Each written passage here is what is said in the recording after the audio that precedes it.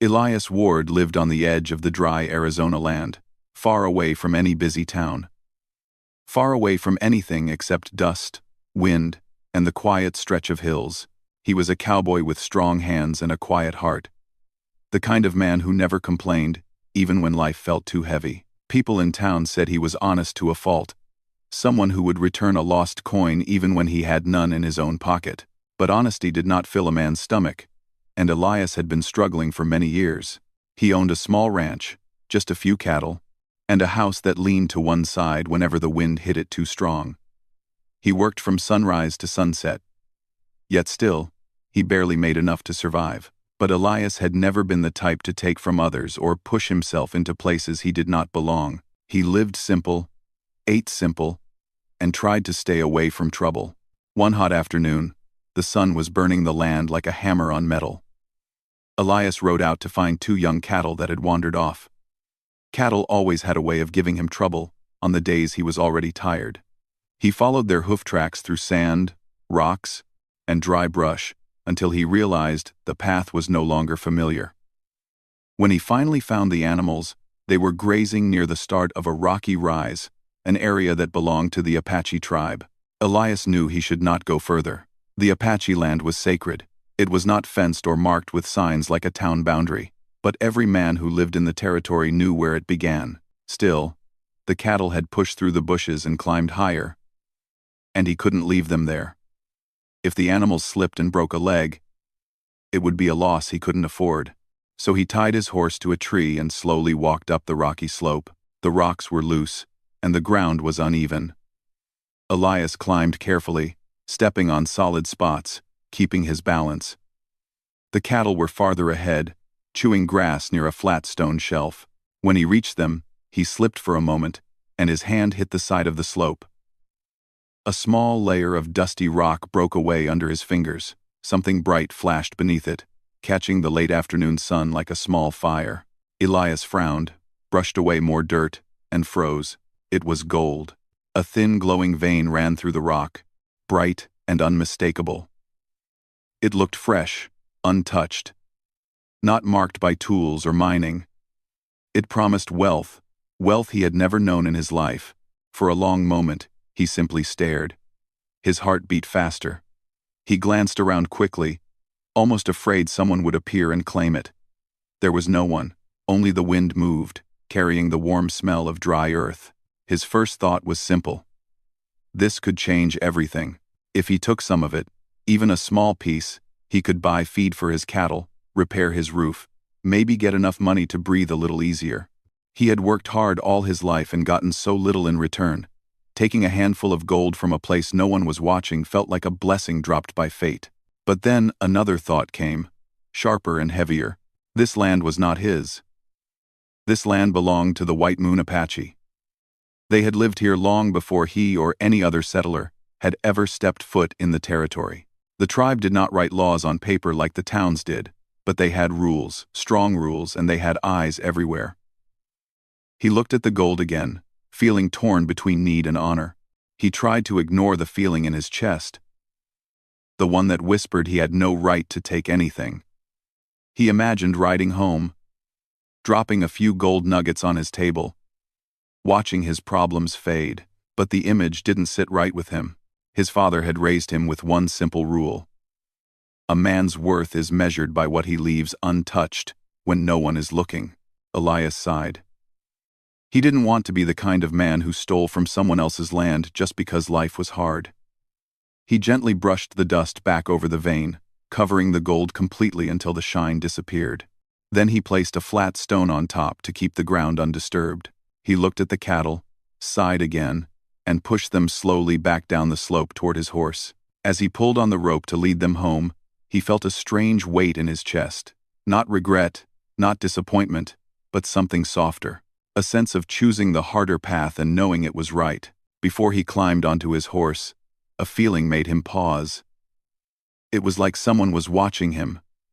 He turned, scanning the rocks and bushes. The shadows stretched long under the sun. Everything looked still. But the feeling didn't leave. It sat on his shoulders like a blanket he couldn't see. Elias waited a moment, then shook his head. He was tired. That was all. He mounted his horse and rode home slowly, the cattle following behind. Dust lifted around them, turning golden in the lowering sun. That night, he sat outside his house, staring at the sky. It was a clear night, the kind where the stars looked close enough to pick like fruit. His stomach was empty except for a small portion of beans, but he felt calm. He knew he had done the right thing. He thought about the gold again, but this time with peace. He didn't feel angry or cheated. He felt like the land had tested him, and he had passed. Life had not become easier because of it, but something in him felt steady. Inside his home, he lit a small lamp and sat at the table with an old journal his father had once owned. He flipped through the pages. Most were blank. He wrote only one short line: "Found something today." Left it where it belonged. He didn't write about the gold. He didn't describe the place. He didn't speak of it to anyone, not even the old shopkeeper in town who liked to talk more than listen. Elias kept it inside himself like a quiet promise. Days passed, then weeks, then years. Life grew harder. His ranch suffered dry seasons that stole the grass and made the cattle thinner than they should be. Some winters were so cold he had to burn old furniture to stay warm. But through it all, he never once returned to the gold. Sometimes he wondered if the Apache had seen him that day. He had heard stories. Their scouts could move on the rocks without sound, blending with the land like shadows. If someone had been there, watching him cover the gold, he would never know. But he hoped someone had seen. Not because he wanted to be rewarded, but because he wanted them to know he respected their land. He had no wish to take something sacred or start trouble with a tribe that defended their home fiercely. On the edge of the reservation, the Apache people lived their lives quietly. Some in town feared them, others respected them. Elias didn't fear them, and he respected them long before he found the gold. He admired how they stood by their traditions and how they honored their land. Sometimes, while riding along the border of their territory, he would see young Apache hunters on the ridges. They never waved. They never spoke. But they watched him, calm and sharp-eyed. Elias always tipped his hat to them out of simple respect. They never returned the gesture, yet he didn't mind. Peace didn't always need words or smiles. Sometimes it just needed distance and understanding. 13 years went by. The memory of the gold stayed with Elias like an old photograph. Clear, quiet, untouched. He still struggled. He still worked hard. He still lived alone in his leaning house on the edge of the land. But he never felt regret for walking away from something that did not belong to him. What he didn't know was that the Apache tribe had not forgotten either. They had seen him that day. They had watched the honesty of a man who had nothing, yet took nothing that wasn't his, and they held that memory close, waiting for the right time to repay a quiet debt of honor. One day, much later, that moment would come. But for now, Elias lived his life unaware that his simple choice to leave gold untouched had already written a future he could never imagine. For many years, the Apache tribe kept a close eye on the land around the ridge where Elias had discovered the gold. The tribe called that place Silent Rock, a name passed down from their elders. To them, gold was not something to chase, it was a part of the earth, a gift meant to stay where it was unless taken with respect and permission. They believed disturbing the land without reason brought imbalance. That day when Elias had found the gold, someone had seen him, even though Elias never knew. The watcher was a young Apache at the time, Nantan Silverbird, son of Chief Dakota. Nantan had been out scouting, moving silently across the rocks as the tribe's best trackers did. He had seen the cowboy reach for the gold, pause, and then cover it again with clean earth and stone. Nantan did not move, did not speak. He simply watched, letting the moment carve itself into his memory. When the cowboy left, Nantan ran back to the village and told his father everything. The chief listened quietly. He was a man of deep eyes and deeper thoughts. He believed that people revealed their hearts through small actions. He said, "A man who walks away from gold has a spirit that understands honor." The tribe agreed. They decided they would protect the man from afar, not openly, but silently. They did not wish to disturb him or make him feel watched. But they would never forget what he had done. Years passed, and Elias continued living with modest struggles. The tribe noticed these things, though he had no idea. When lightning struck near his ranch one summer, burning a patch of land, 2 young Apache hunters saw the smoke and watched from far away until the fire died out. When raiders passed through the territory, not Apache but troublemakers from elsewhere, the tribe made sure the raiders never reached Elias's land. Nothing was said. Nothing was shown. But the tribe kept him safe, without him ever knowing. Nantan grew into a respected warrior, tall, calm, and wise. Chief Dakota aged, but his mind stayed sharp. They remembered Elias every season, especially whenever they rode near the ridge. They would sometimes see his tracks near the border but never crossing into their land again. That respect only strengthened their belief that his character was rare. While the tribe carried this silent memory, Elias continued living a hard but honest life. His ranch had good years and bad ones. Some seasons brought enough rain, and others brought so much dryness that the ground cracked. Elias never had enough money to feel secure, but he never gave up. He was the type of man who woke before dawn, worked all day, and went to sleep tired, but without bitterness. Still, hardships gathered around him like dust in the wind. One year, a sickness spread among cattle. He tried everything he could: clean water, medicine, feeding the animals the best he could afford, but still, he lost 3 cows. Losing even one was painful. Losing 3 was a blow he felt deep in his chest. Another year, a terrible winter swept across the land. The cold was so sharp that even thick blankets felt thin. Elias burned pieces of old fencing to stay warm when he ran out of firewood. One night, he lay awake, shivering under a heavy coat, wondering how much more a man could endure. The Apache tribe noticed the state of his ranch. They did not interfere. Their law was clear: they did not walk onto a man's land without his permission. But they spoke of him sometimes during their evening fires. "He struggles," one hunter said. "He does not ask for help," another replied. Chief Dakota nodded. "The strongest hearts rarely ask. But one day, we will return what he gave us: respect." Meanwhile, Elias carried on. He fixed broken fence posts with whatever pieces he could find. He patched his roof using old boards that didn't match. He ate simple meals: beans, bread, a bit of jerky when he had it. But even in struggle, he kept his dignity. He never cheated a man, never lied to get something cheaper, never blamed others for his difficulties. When neighbors needed help moving cattle or repairing a fence, he always stepped forward. He had very little to spare, but the little he had, his time, he gave freely. Sometimes, during long evenings, Elias would sit on a rock behind his ranch and watch the horizon.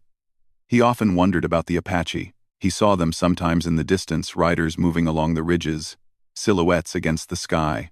They never approached his ranch, but they never avoided him either. Their presence felt steady, like part of the land itself. Elias respected their silence and their space. He never tried to get close, never tried to cross the line where their land began. There were moments when he wondered if he should have taken just a small piece of that gold he had found so long ago. During difficult winters, the memory came back like a whisper, but each time, he pushed the thought away. He knew that if he had taken the gold, he would have carried guilt forever.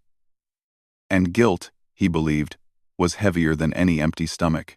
Nantan Silverbird grew into the tribe's best scout and a leader among the young men. He often rode near the ridge where the gold lay untouched. Sometimes he stood at the highest point and looked toward Elias's ranch. He would see the old cowboy fixing something, or pushing cattle, or simply resting in the shade. Nantan did not know the cowboy's name for many years. To him, Elias was the man who left the gold. Chief Dakota, though older now, still guided the tribe with gentle wisdom. When he spoke about the cowboy, he said, "A man's honor does not fade. It grows, even when the world forgets." 13 years slowly passed like seasons, turning one after another.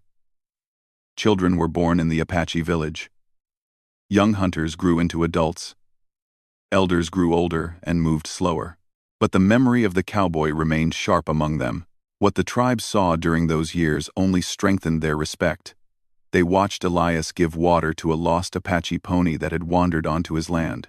They watched him carry an injured coyote pup to safety instead of leaving it to die. They saw him stand calmly even when townsfolk talked badly about Apache people. Whenever men in the saloon blamed the tribe for things they didn't do, Elias simply said, "You don't judge a people unless you know them." He defended them with calm words, not anger. No one in the tribe saw these moments directly, but news traveled quietly. A trader who often visited the Apache village once shared stories about the quiet cowboy who always spoke respectfully. Chief Dakota listened, his eyes shining with pride for a man he considered a friend, even though they had never spoken. The tribe knew the day would come when they must repay Elias for the honor he had shown. They waited not because they had forgotten, but because they believed every good act had its right time. They wanted to repay him when it mattered most, when the gift would not only help him but also show him that his honesty had not gone unnoticed by the people of the land he respected. By the end of those 13 years, Elias was older. His hair had turned a bit gray, his back more stiff. His ranch was barely holding together. He still had a few cattle, but life had worn him down. Even then, he never regretted leaving the gold in its place. He didn't know it yet, but the tribe was preparing to reach out to him for the first time. They had waited long enough. The season of repayment had arrived, and soon Elias would be called into a world he had only seen from afar. A world that would change everything he thought he knew about fairness, gratitude, and the quiet strength of people who remembered the kindness of an honest man. 13 long years had passed since the day Elias Ward walked away from the gold hidden in the Apache land. Life had pushed him harder with every season that rolled by, and now he was a man in his late 40s with tired bones and a face shaped by the sun. His ranch looked worn. His roof had missing shingles. His fences leaned like old men who could no longer stand straight. Yet, despite everything, Elias still woke every morning before dawn, still cared for his cattle, and still kept going because that was the only life he knew. One winter arrived earlier than anyone expected. The first snowstorm blew in with a sharp wind that cut through the land like a blade. Elias tried to prepare, but he was short on supplies. He kept his cattle inside a small shed to protect them from the cold, but one of his older horses fell sick. The poor animal lay down and never got back up again. Losing a horse was like losing a friend. Elias touched the horse's mane with gentle hands and whispered, "You did good, old boy." Then he buried the animal himself, even though the frozen ground fought him with every strike of the shovel. The next morning, Elias decided he needed to go to town for flour, oil, and medicine for the remaining cattle. His stomach was empty, and he had been stretching his food for days. He put on his heaviest coat, saddled his horse, and rode slowly through the cold wind. Snow crunched under the horse's hooves as he headed down the trail. Halfway to town, he saw movement ahead. At first, he thought it was blowing snow, but then the shapes grew clearer. 5 riders, moving in a calm but purposeful line. Their horses were tall and strong. Their silhouettes carried confidence. Elias slowed his horse, unsure of what he was seeing. As they drew closer, he recognized the familiar colors and patterns of Apache clothing. His heart tightened for a moment. He had never been stopped by Apache riders before. He had seen them at a distance many times, but never this close. This was different. They weren't simply passing by, they were waiting for him. Elias kept his posture straight and his hands loose on the reins. He had nothing to hide, and he knew the tribe respected honesty and calmness. The riders spread out gently, forming a half circle around him. Their faces were unreadable, serious but not threatening. The man in the center stepped forward. He was tall, broad-shouldered, and carried himself with quiet strength. His hair was long and tied neatly with a leather band. Elias recognized him from years of seeing him on distant ridges. This was Nantan Silverbird, though Elias did not know his name yet. The tall Apache spoke in a steady voice. Cowboy Elias Ward. He knew Elias's name, which surprised the cowboy deeply. Elias nodded politely. Yes, that's me. You will come with us, Nantan said, not as a demand, but as a respectful request. Elias didn't know what this meant. His stomach tightened, but he did not feel danger. Only mystery. Something in their calm eyes told him this wasn't about punishment or anger. The riders waited for his answer, silent and patient. After a long moment, Elias nodded. All right, lead the way. His horse stepped into place as the riders turned their mounts around and began moving toward the mountains. Elias followed them, unsure where they were going. The wind grew colder, the deeper they rode into the canyons. The land became rougher, quieter, almost untouched. He realized they were taking him into Apache territory far deeper than he had ever been. He tried not to show his curiosity, though his eyes kept moving around. The mountains had narrow paths carved by nature. Tall pines stood like guards. A stream ran frozen beside the trail, sparkling like silver glass. Elias felt like he was stepping into a world that did not belong to him. After riding for what felt like an hour, they reached an open clearing hidden between two ridges. Smoke rose from clay-roofed homes. Children played near the frozen stream. Women worked on weaving blankets and preparing winter food. It was the heart of the Apache village, a place few white men ever saw. The villagers stopped their work and looked toward the group as they entered. Their eyes were curious, not fearful. They recognized Elias from the stories passed among them. Whispers spread gently like wind. That is the cowboy, someone said softly. The one who walked away from the gold.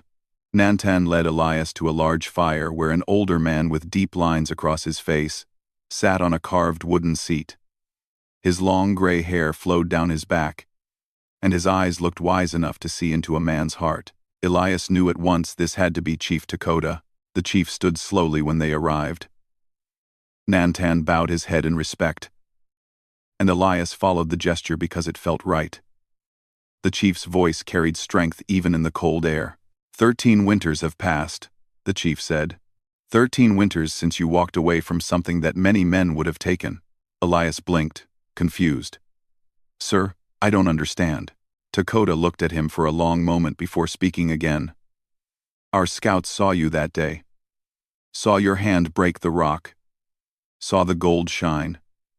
Saw the way you covered it again. Elias froze. He had always wondered if someone had seen him, but hearing it spoken aloud felt like a weight lifting from his chest and settling again in a new place. The chief continued. A man shows his true heart when no one is watching. You chose respect. You chose honor. Elias swallowed, unsure what to say. He felt overwhelmed, as if the past was suddenly standing right in front of him. He opened his mouth to speak, but Chief Dakota raised a hand gently. We brought you here not to question you, the chief said, but because the time to repay your honesty has come. Elias stared, shocked and unsure. He had never expected anything in return. His choice 13 years ago wasn't something he did for praise or reward. He simply did what felt right. The chief gestured to Nantan, who stepped forward and placed a thick fur blanket around Elias's shoulders. The warmth spread through him, and for the first time in days, he stopped shivering. Then the tribe welcomed him to sit by the fire. They offered him warm food, stew made from deer meat, soft bread, and hot herbal tea that warmed him from the inside. Elias ate quietly, humbled by the kindness. Children watched him from a distance, whispering and giggling. Women passed by, offering friendly smiles. The men stood tall, showing respect, but also curiosity. After the meal, the chief spoke again. Tonight, you rest in our village. Tomorrow, we will show you why you were brought here. Elias nodded, still unsure of what the next day would bring. But he felt safe. Surprisingly safe. In a place where he had never stepped before, he lay down inside a warm shelter made of thick hides and drifted into sleep, the sound of quiet wind and tribal drums mixing in his dreams.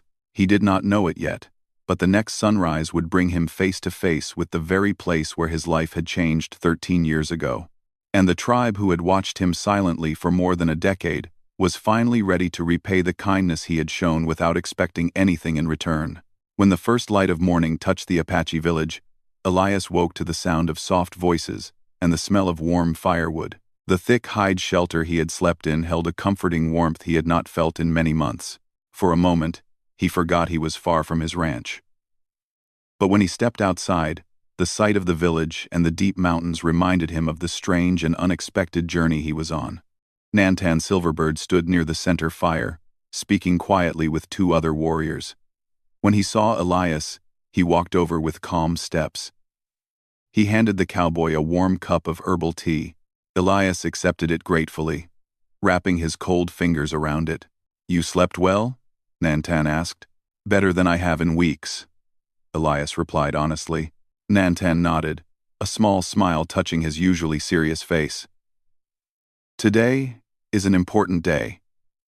Chief Dakota will speak with you soon." Elias didn't know what to expect, but he felt no fear. The tribe had treated him with nothing but respect. Still, curiosity pulled at him like a strong wind. What were they planning to show him? Why had they brought him so deep into their home? After a simple breakfast of warm bread and berries, Nantan led Elias to the large fire where Chief Dakota waited. The old chief stood tall despite his age. His eyes held years of wisdom and a calm strength that made Elias feel small, not in a bad way, but in the way a student feels before a good teacher. Dakota studied Elias for a long moment. "Today," the chief began, "we take you back to the place where your honor first spoke to us." Elias felt his heart jump. He knew exactly what Dakota meant. The chief gestured for him to follow. A small group of Apache riders gathered Nantan. 2 young warriors, and an older man carrying a walking staff. Together, they formed a quiet but protective escort. Elias mounted one of the sturdy Apache horses they offered him. The group rode out of the village, heading toward the narrow paths winding between the ridges. The journey was silent at first. Only the sound of hooves on cold ground echoed through the canyon. The air was crisp, and every breath rose in thin, white clouds. Elias watched the land shift around him, towering rock walls, small frozen streams, pine trees standing like dark pillars. It was peaceful in a way he had never felt before. As they rode deeper into the mountains, Nantan slowed his horse and moved closer to Elias. "You crossed here 13 years ago," he said softly. "You followed your cattle past this ridge." Elias nodded, remembering the desperate search, the loose rocks under his boots, and the moment he uncovered the gold. They reached the familiar slope, and Elias recognized it instantly. The sight struck him like a forgotten memory hitting with full force. The rock shelf looked the same, but the stones had been cleared, and the ground seemed cleaner, as if cared for over the years. The chief stopped his horse and dismounted slowly. Elias followed, his boots crunching softly against the cold earth. The others remained mounted, watching respectfully. Dakota walked to the very spot where Elias had once brushed away the dirt. He pointed at the ground. "Here," he said. "You found what others would have taken without thought." Elias stared. The gold vein was visible now, shining faintly even under the winter sun. The tribe had removed some stones but had not mined it deeply. It was still largely untouched. Elias let out a breath he didn't realize he had been holding. Seeing the gold again stirred something inside him, a mix of memory, disbelief, and quiet pride. But mostly, he felt the same thing he had felt that day. That the gold didn't belong to him. The chief turned to him. "Elias Ward," he said in a strong voice, "our tribe has watched your life. We have seen your hardships. We have seen your struggles. And we have seen your heart stay truthful even when life gave you nothing." Elias lowered his eyes, feeling humbled. Dakota continued. "A man who respects the land is a friend of the people who belong to it. Your choice 13 years ago showed us that your spirit was different. A man whose spirit was different." Nantan stepped forward, holding a leather pouch. He placed it gently in Elias's hands. It felt heavy. Elias opened it and saw several gold nuggets inside, smooth, warm-colored pieces of the earth that could change a man's destiny. He looked up, confused. "I can't take this," he said quickly. "It isn't mine." Dakota raised a hand. "This is not payment. This is not a reward for silence. This is a gift of honor. We mined this small amount ourselves. It is given to you because you earned our trust, not because you found the gold." Elias shook his head. "Still, I don't know if I should. It doesn't feel right." For the first time, Dakota smiled softly. When something is stolen, it is wrong to take it. But when something is given with open hands and truth, refusing it can be a greater disrespect. Elias felt those words settle heavily in his chest. The chief walked closer. "We offer more than what is in that pouch. We offer you the right to take a part of this gold under the guidance of our tribe, not as someone stealing from the land, but as someone working with us." Elias stared at him, stunned. His voice came out as a whisper. "You would trust me with that?" "We already have," Nantan said quietly. "For 13 years.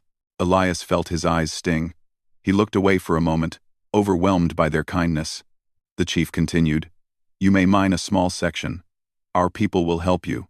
You will not disturb the land without guidance, and you will not harm what is sacred. This is our way of telling you. Honor is never forgotten."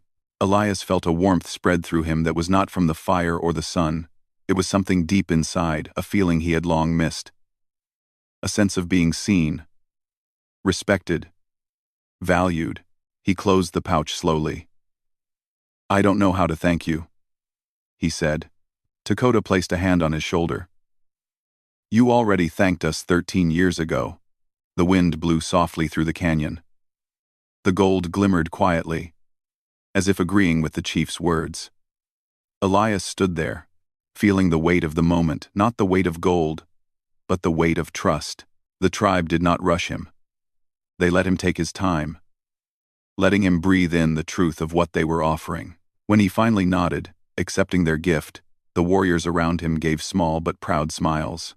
The ride back to the village felt different. Elias no longer felt like an outsider. The children waved at him when he returned. Women handed him warm food again. Men nodded with quiet respect. He felt a strange sense of belonging, something he had never expected. That night, Elias sat near the central fire, holding the pouch of gold on his lap. The stars above him looked brighter, the air warmer. He felt lighter than he had in years. He didn't know what the future would bring, but he knew one thing. Tomorrow, when he left the village, he would not leave alone. Not in his heart. And not in the eyes of the Apache tribe, who had chosen to repay him in the greatest way they knew. The morning Elias prepared to leave the Apache village, the sky was soft and pale, painted with early light. Smoke curled gently from the fires as the tribe began their day. Elias stood beside his borrowed horse, the pouch of gold tied safely to his belt. He felt warm from the kindness shown to him, but also a little uneasy because he did not feel worthy of such honor. Nantan came over to him, carrying a bundle wrapped in leather. "Take this," he said. "Food for your journey home. And blankets. The cold is not finished yet." Elias accepted the gift with both hands. He could feel the weight of the tribe's care in every item. Chief Dakota approached slowly, leaning on his wooden staff. Though his walk had grown slower with age, his presence still carried strength. Elias bowed his head respectfully. The chief placed a hand on his shoulder and said, "You came to us with an honest heart. You leave as a friend of our people. The wind will carry your name in our stories." Elias felt a lump rise in his throat. "Thank you," he said softly. "For everything. I don't know how to repay what you've given me." Dakota smiled in a gentle, fatherly way. "You already repaid us, long before you ever came here. A man's spirit can be seen even in moments he believes no one is watching." With that, the riders formed around Elias, guiding him out of the village. Children followed them for a short while, waving happily. Some of them had carved small shapes from wood animals, birds, tiny figures, and they ran up to Elias to hand them to him. He accepted every little gift with a smile. Their laughter echoed across the clearing as he rode away. As the group traveled back down the small mountain paths, Elias looked over his shoulder one last time at the hidden village. He felt something he had never felt before, a kind of belonging that came not from blood or land, but from shared respect. It was a feeling he wished he could carry forever. When they reached the border of Apache land, Nantan stopped. The other riders halted behind him. The place was exactly where Elias had entered the journey the day before. Now it felt different, as if the land itself recognized him. "This is where we say farewell," Nantan said. "But you will not walk alone from now on. Our people will watch from afar, as we always have." Elias nodded slowly. "I won't forget any of you." Nantan reached out and shook his hand, a rare gesture, and one filled with meaning. "Walk with a strong heart," Elias warned. Then the Apache riders turned their horses and rode back into the mountains, leaving Elias standing by the trail with the cold wind brushing against his face. He watched them until they vanished behind the ridge. The journey home felt lighter, though the cold air had not changed. Elias rode with a straighter back, as if the tribe's blessing rested on his shoulders. As he approached his ranch, he saw the familiar broken fence and the leaning house. But this time, he did not feel hopeless. He had a chance to rebuild, and that chance had come from honor and friendship, not greed. He walked into his small house, placed the pouch of gold on the table, and sat down. For a long time, he just stared at it. He thought of all the years he had struggled, and how many moments he had been close to giving up. Now, he held something that could change everything. But instead of rushing into plans, Elias decided he would move carefully. He believed that fast decisions often brought fast regrets. So he used only a small part of the gold at first. He bought strong wooden planks to repair his roof. He bought new feed to help his cattle recover from the winter. He purchased new tools, a saw that actually cut cleanly, a hammer that didn't wobble, and nails that were not rusted. He did not buy anything extravagant, nothing fancy. He treated the gold as if it were borrowed from the earth, something he must treat with care.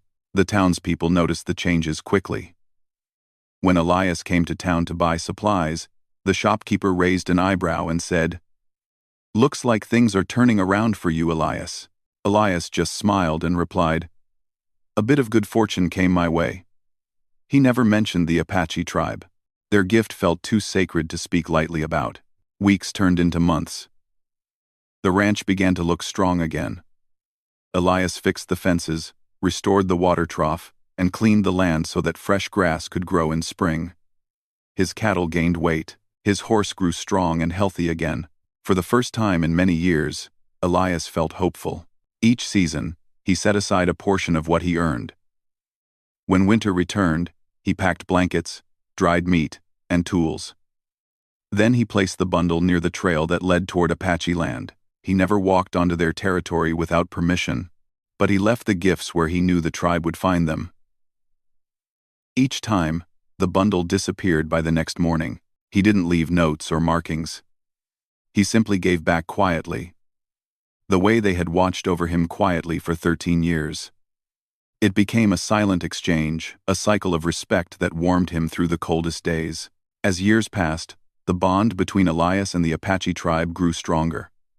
Though they rarely spoke face to face, both sides understood each other more deeply than many neighbors living next door. Sometimes, when storms swept through the land, Elias would look out his window and feel comfort in knowing the tribe was safe in their mountain home. And sometimes, during their evening gatherings, the Apache would speak of the cowboy who honored the earth and spoke kindly of them in town. One summer, Chief Dakota became ill. His age had finally caught up with him. When he passed away, the tribe held a large ceremony deep in their territory. Elias knew he could not attend, but he stood outside his ranch at sunset, placed his hat over his chest, and closed his eyes. He whispered a quiet farewell to the man who had changed his life more than anyone else. After Dakota's passing, Nantan became the new chief. He led with the same calmness and wisdom his father had shown. One day, Nantan rode to the edge of Elias's land. He did not cross the border, but he waited patiently. Elias walked out to meet him. Nantan extended his hand, just like before, and said, "My father remembered you even in his final days. He said your name with respect." Elias swallowed hard. "He was a great man," Nantan nodded. "Honor. Remembers honor." Those words stayed with Elias long after the new chief rode away. Years continued to pass, but the bond never faded. Elias lived his life with gratitude, and the Apache tribe continued to treat him as a rare friend, one who had proven his character not through words, but through a small, quiet choice he made when he thought no one was watching. And in the end, that simple choice, walking away from gold that wasn't his, brought him a treasure far greater than anything he could have imagined. It brought him respect, friendship, and a place in the history of a people who valued honor above everything else.